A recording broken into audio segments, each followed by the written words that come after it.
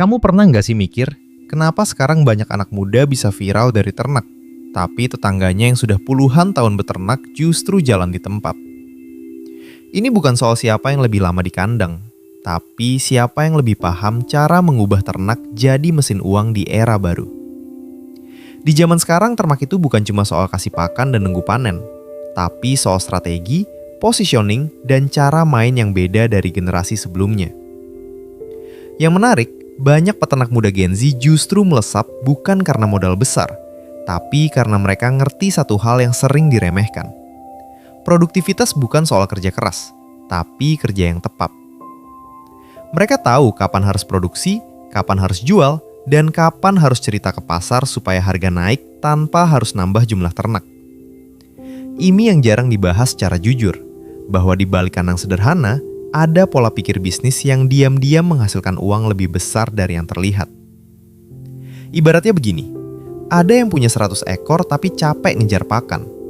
Ada juga yang cuma 30 ekor tapi hasilnya lebih stabil dan bahkan lebih untung. Bedanya bukan di jumlah ternak, tapi di cara mereka mengelola produktivitas dan momentum pasar. Di video ini, aku bakal bongkar gimana pola pikir dan strategi peternak muda di era booming Gen Z. Mulai dari cara mereka melihat peluang, meningkatkan hasil tanpa nambah beban, sampai memanfaatkan tren yang sering dianggap cuma konten. Kamu juga bakal dapat langkah nyata yang bisa langsung kamu pakai di kandangmu sendiri, tanpa harus ribet atau nunggu modal besar. Jadi kalau kamu ngerasa selama ini kerja keras tapi hasilnya segitu-gitu aja, mungkin bukan usahamu yang kurang, tapi strategimu yang belum tepat. Dan disinilah kita mulai ngerubah cara mainnya. Sekarang kita masuk ke inti permainan yang jarang disadari, bahwa produktivitas peternak muda itu bukan dimulai dari kandang, tapi dari cara mereka membaca peluang. Mereka tidak langsung mikir pelihara apa, tapi mulai dari pertanyaan sederhana. Pasar lagi butuh apa dan kapan mereka butuhnya? Ibarat kamu nanam jagung, orang lama fokus ke cara tanam yang benar, tapi Gen Z fokus ke kapan jagung itu paling mahal dijual. Di dunia peternakan, ini kelihatan jelas. Misalnya saat permintaan ayam naik menjelang hari besar, peternak yang paham timing bisa panen di harga tinggi tanpa harus nambah populasi. Inilah langkah pertama. Kamu harus berhenti jadi peternak yang hanya produksi, dan mulai jadi peternak yang membaca momentum. Langkah kedua yang sering dianggap sepele adalah mengontrol siklus produksi, bukan sekedar menjalankannya. Banyak peternak jalan terus tanpa rem, tanpa jeda evaluasi. Padahal peternak muda justru berani mengatur ritme supaya hasilnya maksimal. Mereka tahu kapan harus mempercepat, kapan harus menahan, dan kapan harus mengganti strategi. Analogi sederhananya begini, kalau kamu terus ngegas motor tanpa lihat bensin dan jalan, cepat atau lambat kamu berhenti di tengah jalan. Tapi kalau kamu tahu kapan harus pelan, kapan harus ngebut, perjalananmu justru lebih jauh dan efisien. Dalam ternak, ini berarti kamu harus mulai mencatat berapa biaya pakan, berapa pertumbuhan, dan kapan titik optimal untuk jual. Peternak muda nggak asal pelihara. Mereka selalu punya angka di kepala, walaupun cuma catatan sederhana di HP. Langkah ketiga adalah mengubah cara melihat hasil ternak, bukan hanya dari jumlah, tapi dari nilai. Banyak yang bangga punya ternak banyak, tapi lupa bahwa yang bikin kamu hidup itu bukan jumlah, tapi margin keuntungan. Peternak Gen Z lebih fokus ke berapa untung per ekor, bukan berapa banyak ekor. Jadi walaupun jumlahnya sedikit, tapi kalau margin tinggi, hasilnya bisa jauh lebih kuat. Ini seperti kamu jualan telur. Ada yang jual murah cepat habis. Ada juga yang jual dengan branding, kemasan, bahkan cerita peternakan yang bikin harga naik. Nah, disinilah permainan mulai berubah.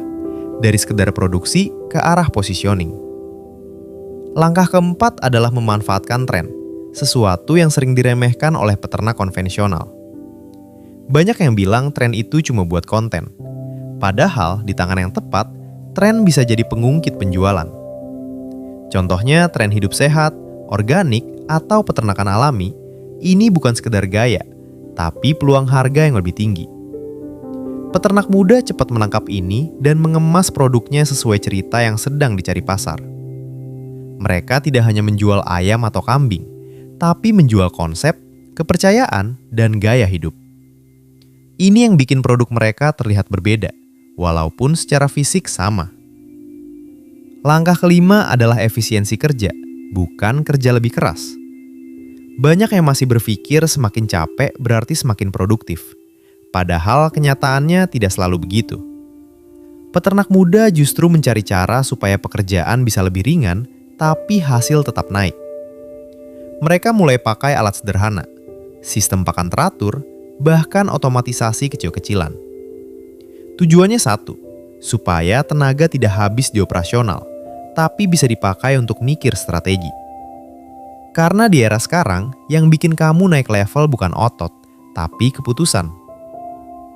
Jadi kalau dirangkum, fondasi produktivitas peternak muda itu ada di 5 hal. Membaca pasar, mengatur siklus, fokus margin, memanfaatkan tren, dan efisiensi kerja. Dan ini baru separuh permainan. Karena setelah kamu paham dasar ini, pertanyaan berikutnya adalah gimana cara menjalankannya secara konsisten tanpa jatuh di tengah jalan. Sekarang kita masuk ke bagian yang lebih dalam. Karena ngerti strategi itu satu hal, tapi menjalankannya di lapangan itu cerita yang berbeda. Banyak yang semangat di awal, tapi tumbang di tengah karena nggak siap dengan realita bahwa produktivitas itu butuh sistem, bukan sekedar niat. Kita mulai dari satu kesalahan umum yang sering dianggap benar. Semakin banyak ternak, semakin besar keuntungan. Faktanya, banyak peternak justru rugi ketika memperbesar skala terlalu cepat tanpa kontrol. Data di lapangan menunjukkan biaya pakan bisa menyumbang 60-70% dari total biaya produksi. Dan disinilah banyak peternak bocor tanpa sadar. Artinya, kalau kamu nambah ternak tanpa efisiensi pakan, kamu sebenarnya sedang memperbesar potensi kerugian, bukan keuntungan. Peternak muda yang cerdas paham ini. Mereka tidak buru-buru memperbesar jumlah, tapi memperbaiki efisiensi dulu. Mereka fokus pada rasio konversi pakan, atau istilah sederhananya, berapa banyak pakan yang dibutuhkan untuk menghasilkan bobot tertentu. Semakin kecil angka ini, semakin efisien usahamu, dan disitulah keuntungan sebenarnya diam-diam terbentuk. Analogi gampangnya begini, 2 orang jual nasi goreng. Yang satu butuh 1 kilogram beras untuk 10 porsi, yang satu bisa jadi 15 porsi. Walaupun jual di harga sama, yang kedua jelas lebih untung tanpa harus jual lebih mahal. Inilah cara berpikir yang jarang dipakai, fokus ke efisiensi, bukan sekedar ekspansi. Sekarang kita masuk ke tantangan kedua, yaitu fluktuasi harga pasar yang sering bikin peternak stres. Banyak yang mengeluh harga naik turun, tapi sedikit yang sadar bahwa ini bukan masalah, melainkan pola yang bisa dimanfaatkan. Peternak muda tidak melawan fluktuasi, mereka menungganginya. Mereka belajar membaca siklus harga, kapan supply tinggi, kapan demand melonjak. Bahkan ada yang sengaja mengatur waktu panen agar tidak bersamaan dengan mayoritas peternak lain. Hasilnya sederhana tapi kuat. Mereka bisa jual di harga yang lebih tinggi tanpa harus bersaing keras. Ini seperti kamu jualan di pasar. Kalau semua orang jual di pagi hari, kamu bisa ambil posisi di waktu yang berbeda untuk dapat harga lebih baik. Selanjutnya, kita bongkar mitos lain yang sering menyesatkan. Kualitas saja sudah cukup untuk menang. Ini setengah benar, karena di era sekarang, kualitas tanpa cerita itu seperti produk bagus tapi tersembunyi. Gen Z paham bahwa pasar tidak hanya membeli produk, tapi juga membeli alasan. Mereka membangun narasi, menunjukkan proses ternak, transparansi pakan, bahkan kehidupan sehari-hari di kandang. Dari situ muncul kepercayaan, dan dari kepercayaan muncul harga yang lebih kuat. Ini yang sering disebut sebagai value perception, di mana nilai produk ditentukan oleh bagaimana orang melihatnya, bukan hanya bentuk fisiknya. Bahkan dalam banyak kasus, produk yang sama bisa dijual lebih mahal hanya karena cara penyampaiannya berbeda. Sekarang kita masuk ke sisi yang jarang dibahas, yaitu tekanan mental dalam beternak. Banyak yang menyerah bukan karena rugi besar, tapi karena tidak siap dengan ketidakpastian. Peternak muda yang bertahan biasanya punya pola pikir jangka panjang. Mereka tidak panik saat satu siklus rugi, karena mereka melihat usaha ini sebagai permainan berulang, bukan sekali jalan. Mereka juga membagi risiko, tidak hanya bergantung pada satu jenis ternak atau satu jalur pemasaran. Ada yang mulai gabungkan ternak dengan konten, dengan penjualan langsung, bahkan dengan sistem pre-order. Ini membuat arus uang lebih stabil dan tidak bergantung pada satu titik saja. Dan disinilah letak perbedaan paling besar. Peternak lama fokus pada produksi, peternak muda fokus pada sistem. Sistem ini yang membuat mereka tetap jalan walaupun kondisi tidak ideal. Jadi kalau kita tarik garis besar, produktivitas di era Gen Z bukan soal siapa paling rajin, tapi siapa paling adaptif. Siapa yang bisa membaca data, membaca pasar, dan mengatur langkah dengan sadar, bukan sekedar ikut arus. Dan ketika kamu sudah sampai di titik ini, kamu bukan lagi sekedar peternak, tapi sedang membangun mesin bisnis yang bisa tumbuh. Sekarang, kita turunin semua strategi tadi jadi langkah nyata yang bisa langsung kamu jalankan. Bukan teori yang cuma enak didengar tapi bingung dipraktikan. Kita mulai dari hal paling mendasar tapi paling berdampak, yaitu kamu wajib punya catatan sederhana tentang ternakmu. Gak perlu ribet pakai aplikasi mahal. Cukup catat berapa biaya pakan harian, pertumbuhan bobot, dan harga jual di setiap siklus. Dari sini, kamu mulai bisa melihat pola. Mana yang untung, mana yang cuma bikin capek. Ini ibarat kamu nyetir malam hari. Tanpa lampu, kamu tetap jalan, tapi penuh risiko. Catatan itu lampumu. Dia bikin kamu lihat arah dengan lebih jelas. Langkah kedua, mulai atur siklus produksi dengan sadar. Jangan asal jalan terus tanpa jeda evaluasi. Setelah satu periode panen, berhenti sebentar untuk hitung hasilnya. Apakah margin naik atau justru bocor? Dari situ, kamu bisa putuskan, lanjut dengan cara yang sama atau ubah strategi. Peternak yang berkembang bukan yang paling cepat, tapi yang paling sering memperbaiki cara mainnya. Langkah ketiga, fokus perbaiki efisiensi sebelum nambah jumlah ternak. Banyak yang tergoda langsung nambah populasi saat merasa mulai untung, padahal itu jebakan yang sering bikin jatuh. Lebih baik kamu maksimalkan dulu hasil dari skala kecil, baru perlahan naik.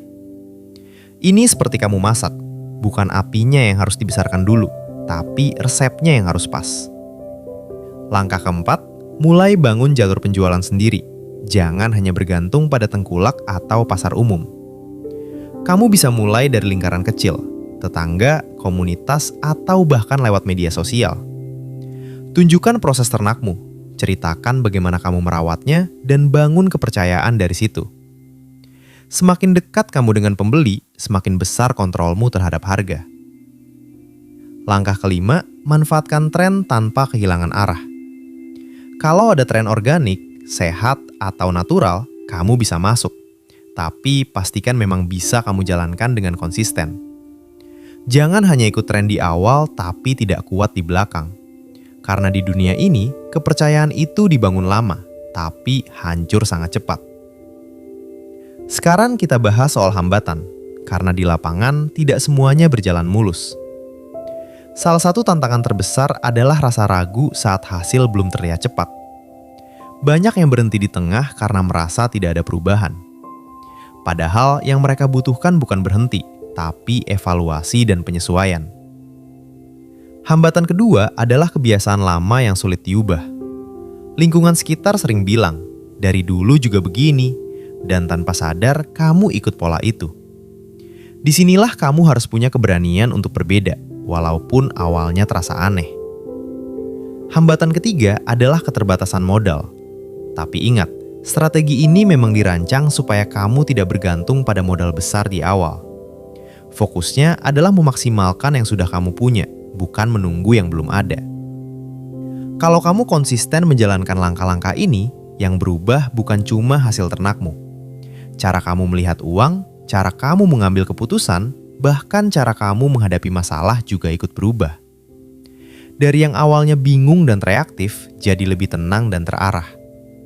Dan di titik itu, kamu bukan lagi sekedar menjalankan usaha, tapi benar-benar mengendalikan arah hidupmu secara finansial. Kalau kita tarik benang merah dari semua yang kita bahas, satu hal yang harus kamu pegang kuat adalah ini. produktivitas peternak itu bukan ditentukan oleh seberapa banyak ternakmu, tapi seberapa cerdas kamu memainkan sistemnya. Kamu sudah lihat bagaimana peternak muda membaca pasar, mengatur siklus, fokus ke margin, memanfaatkan tren, dan membangun efisiensi tanpa harus menunggu modal besar. Ini bukan soal siapa yang paling kuat di kandang, tapi siapa yang paling jernih dalam mengambil keputusan. Ingat, ternak itu hanya alat, tapi cara berpikirmu adalah mesin utamanya. Dan mesin ini yang akan menentukan apakah kamu jalan di tempat atau pelan-pelan naik level tanpa disadari orang lain. Jadi setelah nonton ini, jangan cuma bilang paham, tapi coba ambil satu langkah kecil yang bisa langsung kamu jalankan hari ini. Bisa mulai dari catatan sederhana atau mulai memperhatikan pola harga di sekitarmu. Karena perubahan besar itu jarang datang dari langkah besar, tapi dari kebiasaan kecil yang dilakukan terus-menerus. Sekarang aku mau tanya ke kamu, dari semua strategi tadi, bagian mana yang paling kena dan paling ingin kamu coba duluan? Tulis di kolom komentar, biar kita bisa saling belajar dan bangun komunitas peternak yang gak cuma kerja keras, tapi juga kerja cerdas. Dan kalau kamu ngerasa ini membuka cara pandang baru, jangan lupa share ke temenmu yang masih berjuang di kandang. Karena bisa jadi mereka cuma butuh sudut pandang baru untuk mulai berubah.